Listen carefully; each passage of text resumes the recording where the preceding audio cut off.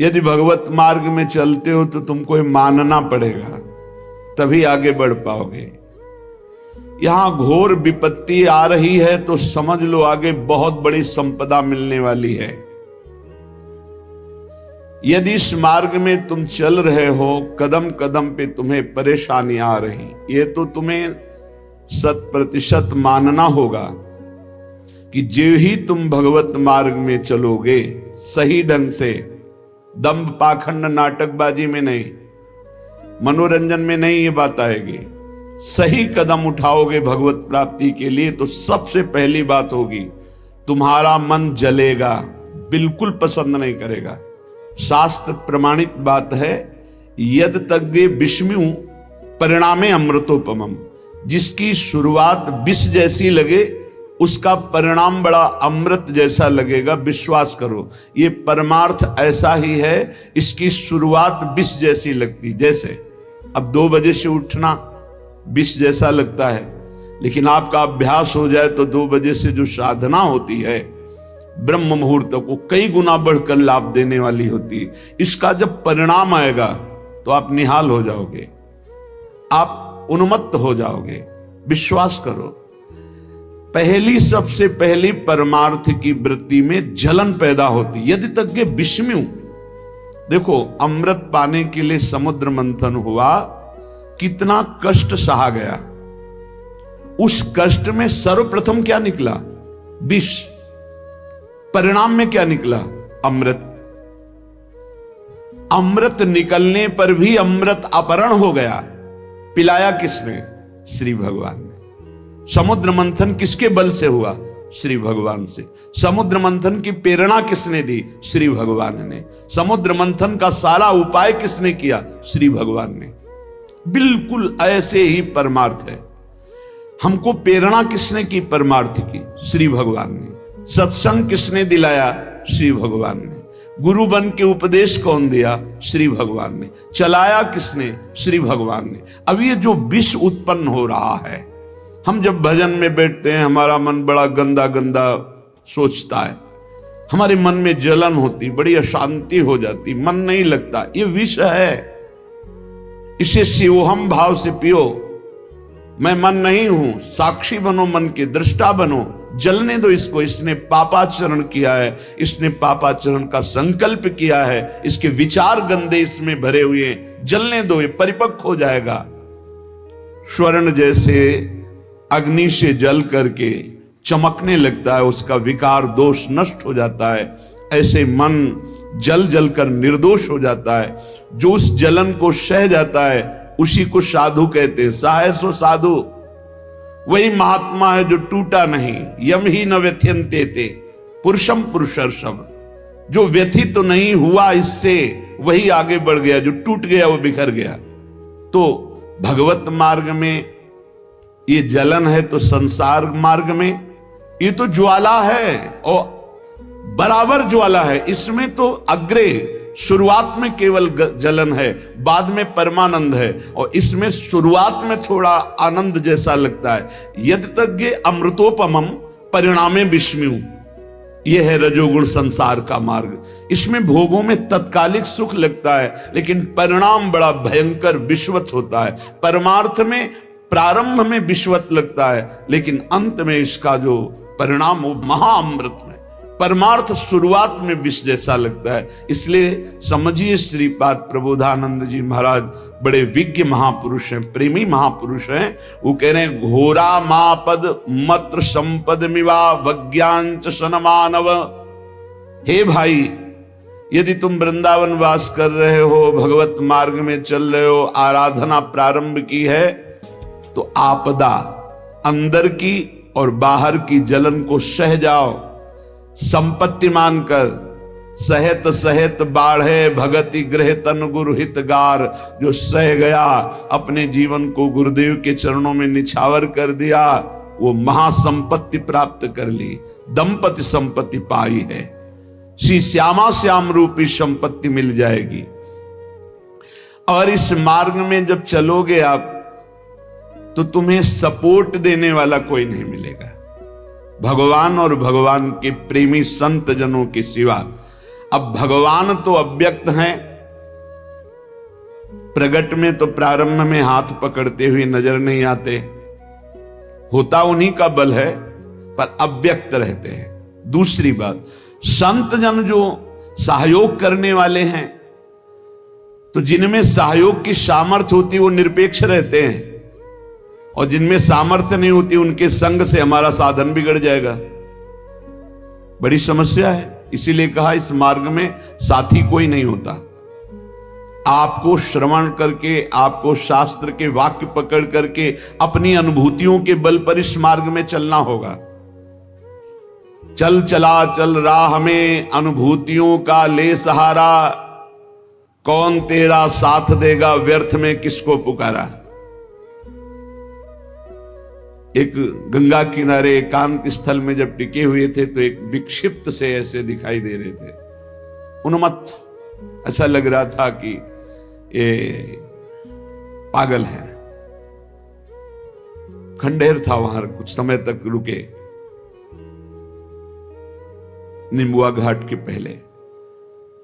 वो अचानक, वो विक्षिप्त नहीं थे, उन्मत्त नहीं थे, ब्रह्मानंद को पान किए हुए महापुरुष थे, पर वो आचार ऐसे कर रहे थे। दो प्रकार के महापुरुष होते, एक आचार्य कोटि के और एक अवधूत कोटि के, जिनको पहचानना बड़ा कठिन है। अवधूत कोटि के महापुरुष अपने को बालवत ऐसे रखते हैं, कोई जान ना पावे, तो ऐसे ही थे वो। जब पास बैठे तो उन्होंने करुणा करके उपदेश किया कि नई अवस्था है, परमार्थ में चल रहे हो, किसी का सहारा मत रखना, कोई सहारा देने वाला नहीं, अव्यक्त सत्ता केवल सहारा देगी बस।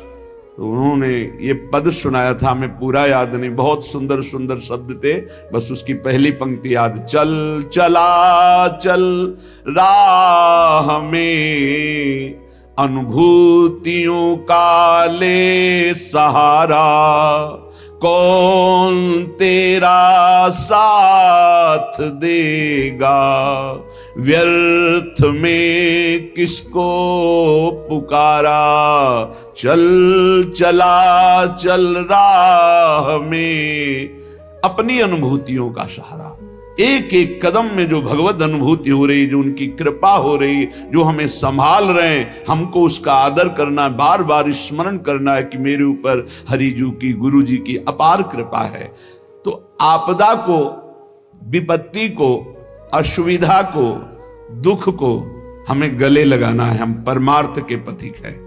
ये पहली बात श्रीपाद प्रबोधानंद जी कह रहे, ये अगर परमार्थ में चलना है तो डरो मत, आपदा को संपत्ति मानकर स्वीकार करो। ये हमें भगवत प्राप्ति कराने वाली संपत्ति है आपदा। और मिवा ज्ञान चो, तुम्हारी जो अवज्ञा करे, अवज्ञा, अवहेलना, उसको बड़ा सम्मान पूर्वक स्वीकार करो। जब कोई तुम्हारा निरादर करे, उपहास करे, अवज्ञा करे, बड़े नम्र होगे, बुरा मत मानो।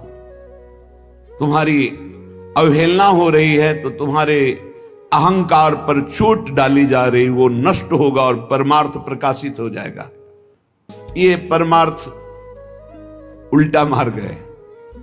संसार सब कुछ करता है इस बात के लिए कि मेरा सम्मान हो, मेरी अवहेलना न हो, डरता है सब कोई।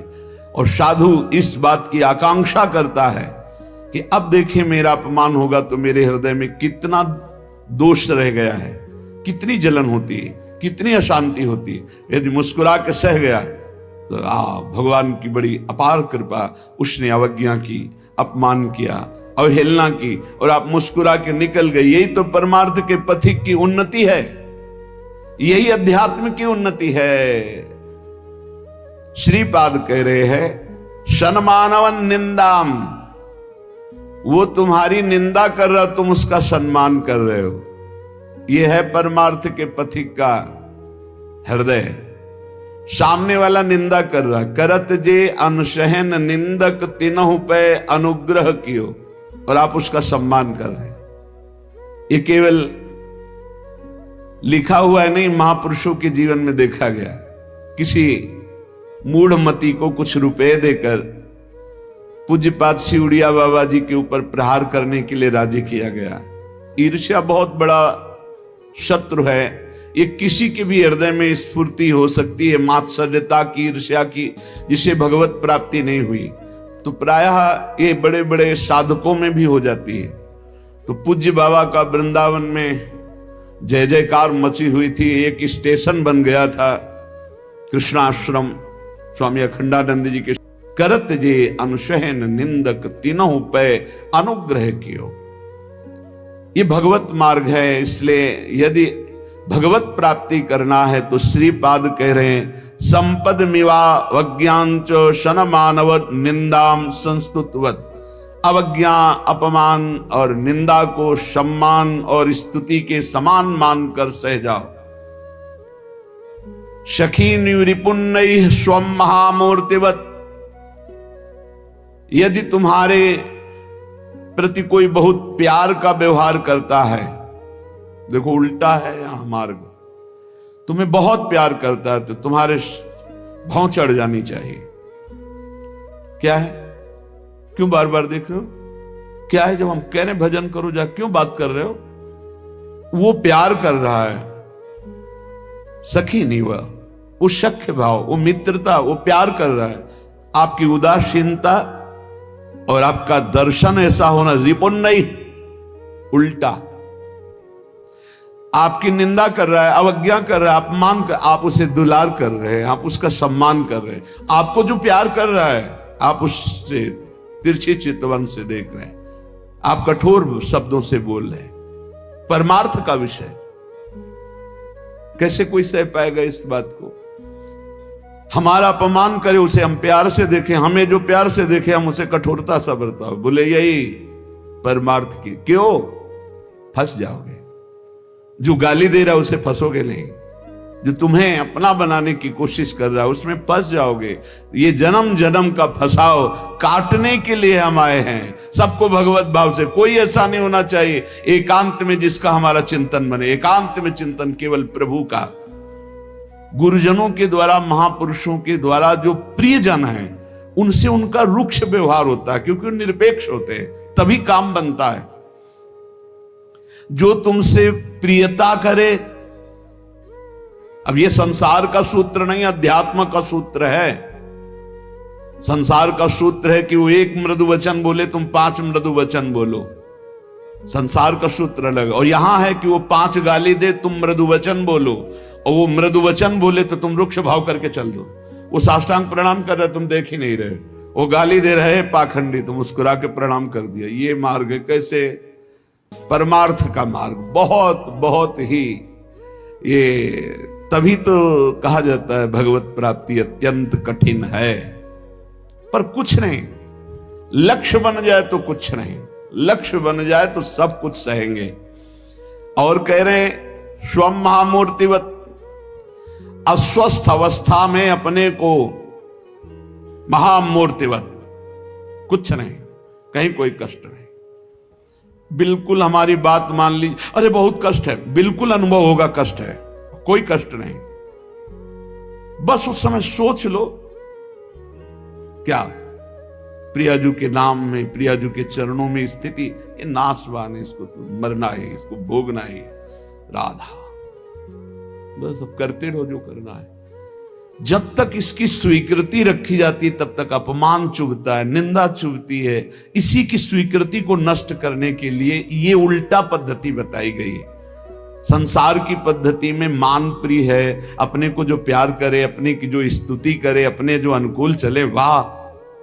परमार्थ में ऐसा नहीं होता। जो अनुकूल चले निरपेक्ष, जो सम्मान करे उससे निरपेक्ष उदासीन, जो अपमान करे प्रतिकूल व्यवहार करे उससे नम्र व्यवहार। ऐसे संसार से ये बिल्कुल उल्टा मार्ग है।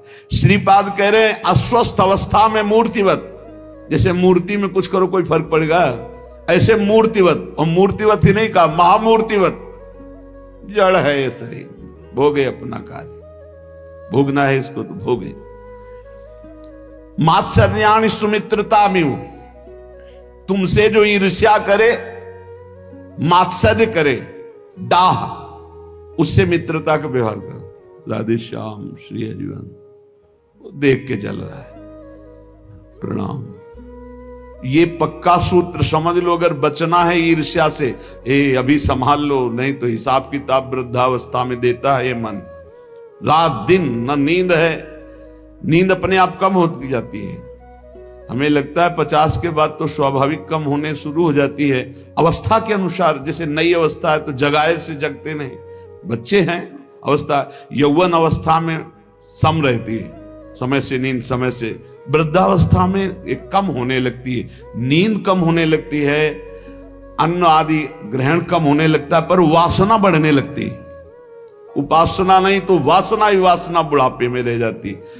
मात्सर्याणि सुमित्रतामिव, सच्चा मित्र जैसे मिले तो कैसे मिलते हैं, आओ आओ जी कैसे हो। तुमसे जो द्वेष करे, तुमसे जो मात्सर्य डाह करे, मेरे से आगे बढ़ गया मत्सरती, तुमसे जो जले उसको देखकर हाथ जोड़ो। कैसे हो, क्या सेवा करें, दास को आज्ञा कीजिए। ऐसे ही वर्ताव करना चाहिए। जब कभी किसी द्वेष करने वाले भगवत स्वरूप को सामने देखा तो तत्काल अंदर से भगवत भाव, सावधान इनमें प्रभु विराजमान है, दोष दृष्टि ना होने पावे। वांछा कल्पतरुभ्यश्च कृपा सिंधुभ्येव च पतितानां पावनेभ्यो वैष्णवेभ्यो नमो नमः। तत्काल श्लोक पढ़ा और उनके चरणों में भाव से मस्तक प्रण रखा। हे प्रभु आप मुझे बचाइए, कभी आपसे द्वेष ना होने पावे, कभी आपसे मात्सर्य ना होने पावे। ये भगवत, और पक्का द्वेष नहीं होगा। यदि देखते ही उनके चरणों का दर्शन करके प्रणाम करोगे, कभी द्वेष नहीं हो। किसका? जो तुमसे द्वेष कर रहा है, और जो तुमसे प्यार कर रहा है, अपनापन कर रहा है, उसके प्रति व्यवहार कैसा? कठोर व्यवहार, रिपुण्यवत। हिम्मत है, परमार्थ के पथिक की केवल हिम्मत हो सकती है। तभी लगता है कौन सी माटी के बने हुए हैं। जितना प्यार करो उतना ही निरपेक्ष, और ऐसे जो उनकी अवहेलना करे, उनके हाथ जोड़े घूम रहे हैं, उनके पैर छू लेंगे, और जो इनको प्यार करे उससे निरपेक्ष घूम रहे, यही मार्ग है। बाद में समझ में आता है जब महापुरुषों के वचनों को। फिर क्या होगा? बोले हृदय ग्रहणन महादुर्लभम, तब तुम्हारा हृदय ग्रहण करने की सामर्थ्य रखेगा महादुर्लभ प्रेम रस श्री राधा मुरली धरांग रस दे स्थातास्मि वृंदावने। तब वृंदावन वास करते हुए श्री राधा मुरलीधर के महादुर्लभ प्रेम रस को ग्रहण करने का अधिकार हृदय में होगा, जब आप ऐसे चलोगे, ऐसे जैसा श्रीपाद प्रबोधानंद जी महाराज कह रहे हैं। श्रीमद वृंदावंदनाय सततम। बार बार वृंदावन को प्रणाम किया करो, चाहे जहां हो, दूर से जय वृंदावन। अगर वृंदावन में हो, शरीर स्वस्थ है, तो कई बार मस्तक रखकर वृंदावन भूमि को प्रणाम करो। इससे बहुत बड़ा लाभ मिलेगा। जैसे हम प्रणाम करते हैं, रज मस्तक पे लगता है, जितने कण झरते हैं ये सब पाप नष्ट होते हैं, हमारे मलिन भाग्य मिटते हैं। बात मान लो, अगर आप प्रणाम किए और मस्तक में रज लग गई, निहाल हो जाओगे, तुम्हारा भाग्य बदल जाएगा। हमारे भाग्य में नहीं लिखा किसी जन्म में भगवत प्राप्ति होगी, लेकिन हमारे भाग्य में लेख भगवत प्राप्ति का ये रज रानी सद्य वशीकरण चूर्ण मनंत शक्ति। बार बार श्री वृंदावन वंदनाय सततम मूर्धास्तु वौहादरे। बड़े आदर के साथ मस्तक रख करके वृंदावन को बार बार प्रणाम करो। जिह्वा विह्वलता मुपैतु सततम तत्सद्गुणोत्कीर्तने। वाणी से बार बार जय वृंदावन, प्राण वृंदावन, सर्वस्व वृंदावन, वृंदावन वृंदावन, और वृंदावन की महिमा का गान। वृंदावन की महिमा क्या? श्री श्यामा श्याम, श्यामा श्याम की रस भरी लीलाएं, श्रीमद चतुरासी जी 42 लीलाएं, सब वृंदावन की महिमा है। क्योंकि वृंदावन की गोद में खेलने वाले प्रिया प्रीतम। हस्तौ तन्नव कुंज मार्जन विधौ। हाथ के द्वारा वृंदावन में सोहनी लगाना, कहीं भी साफ कर देना, ये जरूर करो। आप सबसे प्रार्थना है, ये बड़े बड़े सिद्धों की गुप्त रीतियां हैं।